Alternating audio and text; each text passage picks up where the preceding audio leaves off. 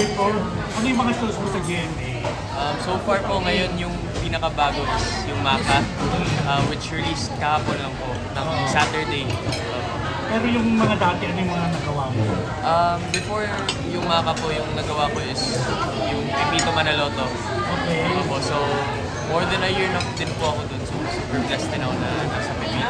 More than a year ka na doon. Hanggang ngayon, nandun ka pa rin. Opo, bumalik po yung character ko dun. Ikaw yung love interest ni ano? Ni Clarissa po.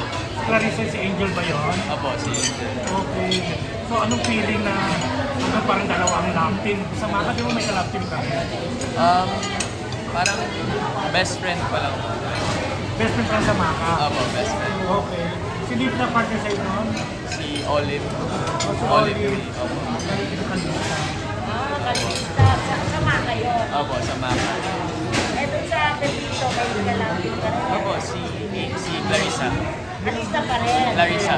Larissa. Si Angel yung anak ni Victoria sa kanila. Opo, di Manila. Manila. Manila. So, bakit tumilis ka na pala sa Sparkle? Parang magti 3 years na po ata. And so far, dalawa. Bali pangalawang siya sa Maka. Maka po. Hindi ka pa nakakakasa mga character. Ano po? Serye. So far, wala pa po. Nag-guest lang po ako ng isang beses sa Royal. Ilan taong ka din? 18 po. May girlfriend. Wala po. Karon. Wala.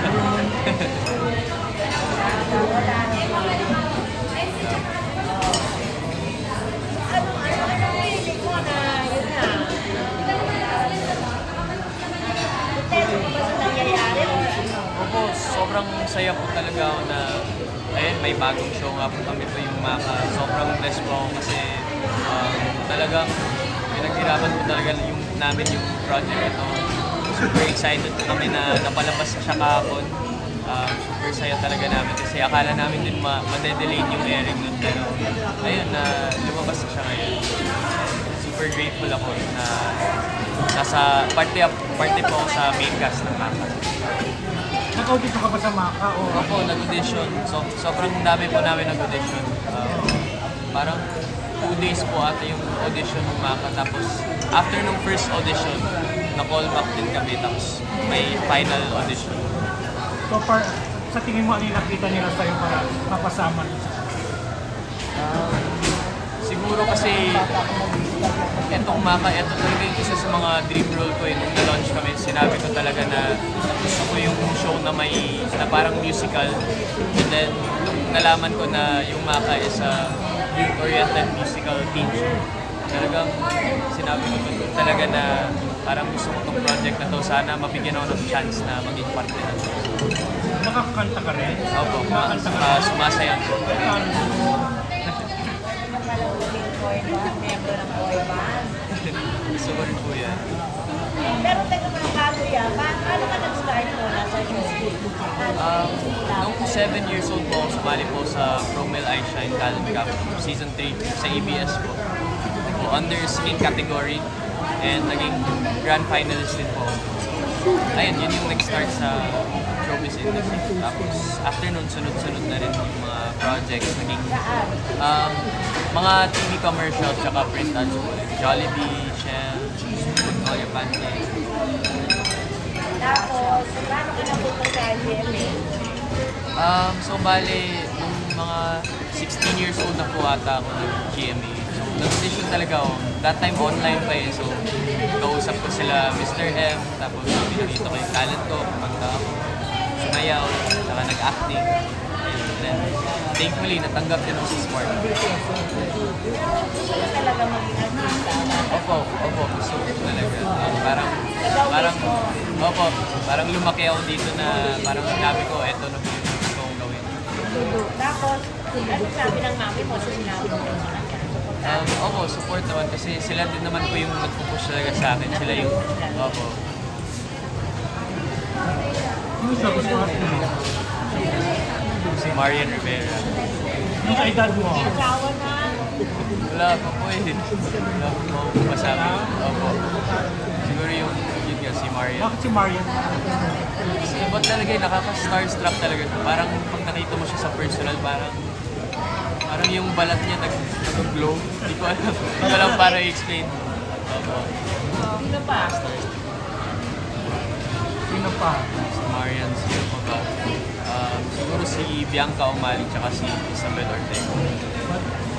Ay, isang film na isang pesos. Charot! Pero kung bibigyan ka ng love team, ang pipiliin ka. Siguro ngayon po wala po talaga akong kasi open po talaga ako na maka-work silang lahat, lalo na yung mga kaedad ko. Open po ako maka-work kahit sino. Ayun, isa na po si Angel, si Clarissa po. Sobrang grateful din po na siya yung naging kalaw team ko rin sa Pipito. Kasi ayun, nag-work din po. Parang may sinasabi po ng mga tao na maganda daw yung chemistry na. Pero kumusta yung relationship nyo? Okay naman po kami ni Clarissa in personal. We're friends. Nag-uusap din kami behind the scenes. Walang sabi. Ha? Walang sabi. Wala pa po. Friends lang po kami ni Clarissa. Kasi di ba, pagka mag-love team, talagang na-develop ka eh. Malalo kayo magkasama, magkausap. Pero friends lang po kami ni Clarissa. At ngayon, kay Olive ka inaalis sa Maka. Kung hindi ka na-develop ni Clarice, posible bang ma-develop ka kay ano? Ay, si Olive po. Friends lang po talaga din kami ni Olive eh. Actually, lahat kami sa cast. We're all friends na. Nakaka-close mo yung partner. Siguro si Marco po. Si Marco Masa, si Bryce, si Aidan. Madami naman. Damo. Pero ngayon si Marco kasi magkasama kami sa show, sa Maka. Pero tatanungin ka ba ng Marcela ng tanong, makasagot mo? Ano po? Tatanungin ka ng Marcela ng tanong? Kaya hindi nakarap nanay niya eh. Anong masel? Sensitive. Sensitive na ano. Balitaan mo naman yung nangyari kaya. Ay, Ay ba sa'yo yun? Ay tawin nyo? Oo, yung tawid namin. Ay tawin nyo? kinakabahan ako. Oo, yung ano yung sinabi mo sa kanila, yun na lang isang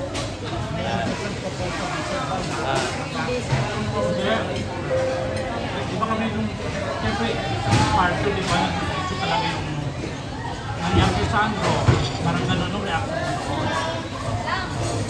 Siguro hindi na po ako sasagot about doon, pero ayun nga, kung totoo man yung nangyayari, syempre I feel sad din kasi isa din sa mga kaibigan ko si Sandro, and I just pray for everyone's safety bilang mga artist. Syempre, alam kong pangarap po namin na mga artista ay mag-active. So, ayun, I just pray the safety po.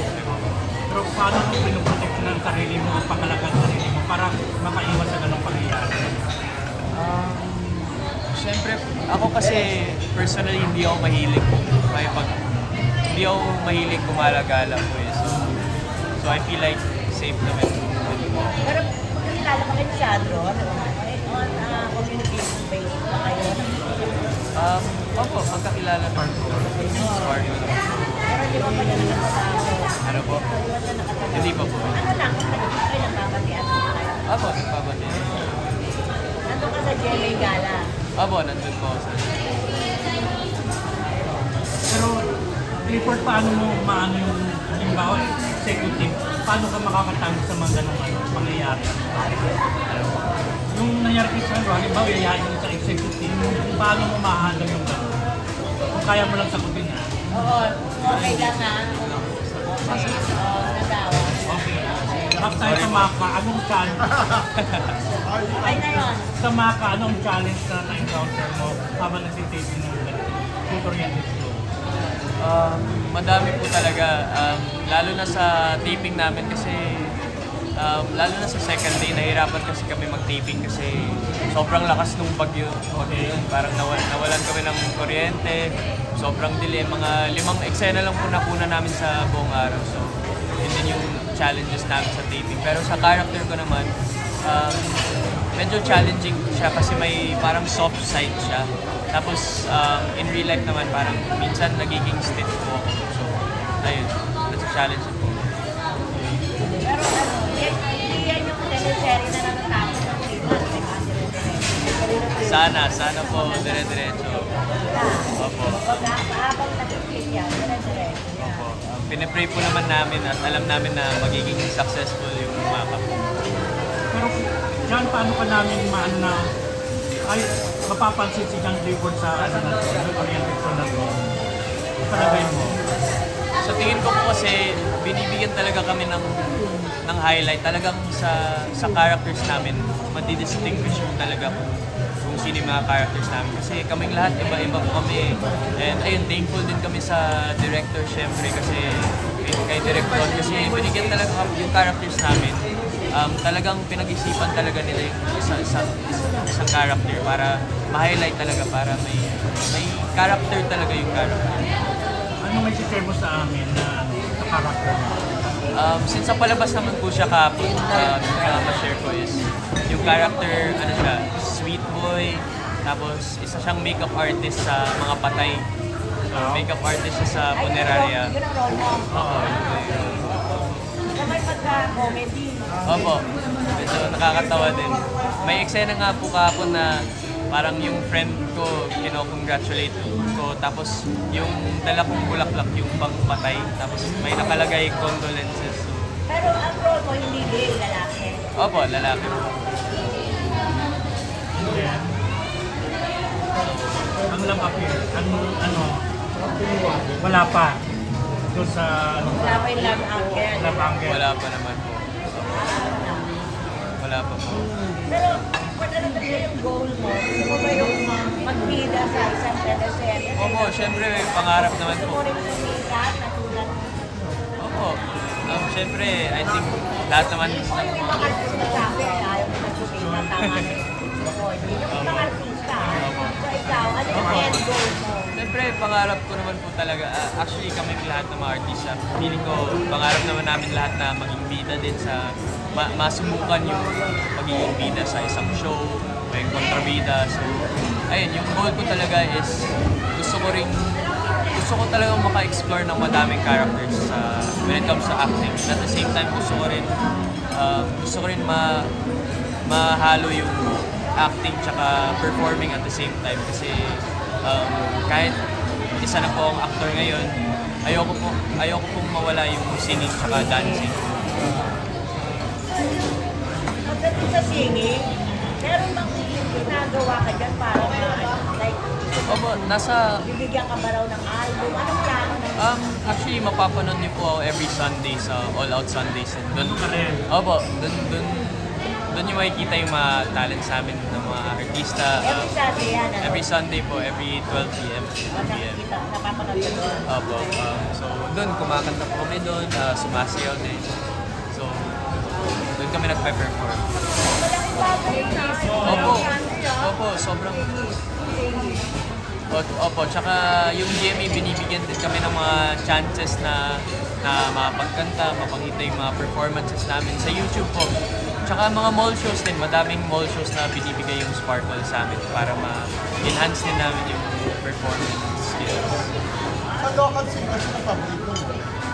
Sa local singers, ayun, yung paborito ko ngayon si Dianella.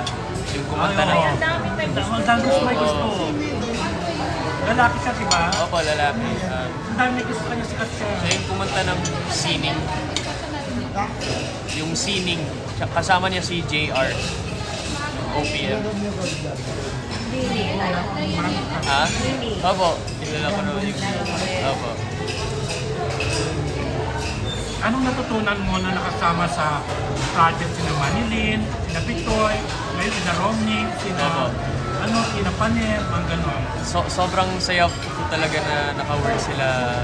Silang lahat actually sobrang bait nila. Tapos nagbibigay talaga sila ng advice. Lalo si Miss Manilin kasi Bisaya po kasi si Miss Manilin. Cebuana rin, di ba? So nag-uusap kami in Bisaya. Talagang pinapayo niya sa akin. Si Miss Manilin kasi lagi siyang maaga sa set. Kasi, tapos pinimento niya sa akin na ayaw niya talagang nasasayang yung oras ng iba. Kaya dumadating talaga siya on set on time. So, yun din po yung advice na talagang dadalhin ko na kung anong ibibigay na call time, sana nandun ka sa call time na yun or mas better kung before sa call time na yun. Kina Romnick ngayon, sino ba nang nakasya naman sa mga senior star? Si Sir Romnick po. Sir Romnick, tsaka si Christina Paner. Kumusta sila? Opo, sobrang bait po talaga si Sir Romnick po, laging nagpapatawa on set kasi ano siya eh, totoong teacher din talaga siya sa totoong buhay. So talagang nadadala din niya po yun. Tapos he makes sure na talagang magiging close po kami. Like kinakausap niya kaming lahat sa set para mas maging closer kami with each other. Alam ko ba si Romnick, sikat yan nung kapalahunan niya? Opo, nung bata pa lang po ako, pinapanood ko na po siya. Kaya nung nalaman ko na siya yung magiging guro namin, sobrang saya ko. Sobrang saya ko talaga. Mga friend. Sino sa mga ka-post star ang gusto mo talagang makasama, makatrabaho? Trabaho. Siguro yung pangarap ko ngayon is, siyempre, lalo yung papatayan, siyempre si Sir Ding Dong. So, talaga maka-eksena siya kasi hindi pa po kami nagka-work together sa isang teleserye.